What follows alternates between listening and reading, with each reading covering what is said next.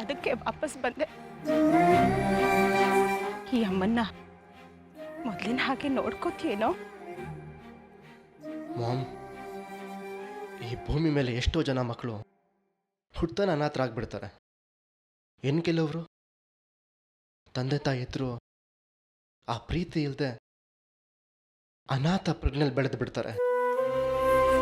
ಆದರೆ ನನಗೆ ನೀವಿಷ್ಟು ಜನ ಅಮ್ಮಂದಿರ ಪ್ರೀತಿ ಇದೆ. ಇಂಥ ಅದೃಷ್ಟ ಯಾರಿಗೂ ಸಿಗಲ್ಲ. ಅಂಥದ್ರಲ್ಲಿ ನಾನು ಹೇಗೆ ನಿಮ್ಮನ್ನು ಬಿಟ್ಟು ಹೋಗ್ತೀನಿ ಹೇಳಿ? ಖಂಡಿತವಾಗ್ಲೂ ಇಲ್ಲ. ನನ್ನ ಪಾಲಿಗೆ ನೀವು ಯಾವತ್ತಿದ್ರು ಆ ಸ್ಥಾನದಲ್ಲೇ ಇರ್ತೀರಾ. ಏನೋ ನಮ್ಮೆಲ್ಲರ ಬದುಕಿನಲ್ಲಿ ಆವರಿಸಿದ ಕತ್ತಲು ಸರಿಗಿ ಹೊಸ ಬೆಳಕು ಬರ್ತಾ ಇದೆ ಅಂತ ಕಾಣ್ತಿದೆ. ನಿಮ್ಮೆಲ್ಲರನ್ನೂ ಬಿಟ್ಟು ನಾನು ಒಂಟಿಯಾಗಿ ಬಿಟ್ನಲ್ಲ ಅಂತ ಕೊರಗು ನನಗೆ ದಿನಾ ಕಾಣ್ತಿತ್ತು. ಆದ್ರೆ ಇನ್ಮೇಲೆ ಕೊರಗಿರಲ್ಲ.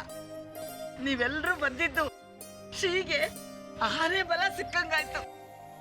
ಇನ್ಮೇಲೆ ನಮ್ಮೆಲ್ಲರಿಗೂ ಹೊಸ ಬದುಕು ಶುರುವಾಗ್ತಿದೆ ಅಂತ ನಂಬಿಕೆನೂ ಬಂತು ನನಗೆ. ಖಂಡಿತ ಇನ್ಮೇಲೆ ನಾವೆಲ್ಲರೂ ಶ್ರೀಗ್ ಜೊತೆ ಆಗಿರ್ತೀವಿ. ಇನ್ಮೇಲೆ ನಿನ್ನ ಬಿಟ್ಟು ಎಲ್ಲೂ ಹೋಗಲ್ಲ. ಸಾರಿ ಶ್ರೀ.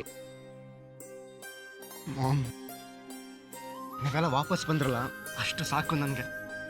ನಾನೀಗ ಹೊಸ ಬಿಸ್ನೆಸ್ ಶುರು ಮಾಡ್ತಿದ್ದೀನಿ. ಅದಕ್ಕೆಲ್ಲ ನೀವು ಸಾಥ್ ಕೊಟ್ಟರೆ ಸಾಕು. ಮತ್ತೆ ನಮ್ಮ ಅನ್ನಪೂರ್ಣ ಫುಡ್ ಪ್ರಾಡಕ್ಟ್ಸ್ ಕಂಪ್ನಿ ಥರ ಹೊಸ ಕಂಪ್ನಿ ಕಟ್ತಿದ್ದೀನಿ. ಅದಕ್ಕೆ ಅನ್ಸುತ್ತೆ ದೇವರು ನಮ್ಮನ್ನೆಲ್ಲ ಮತ್ತೆ ಒಂದೇ ಮಾಡಿತ್ತು.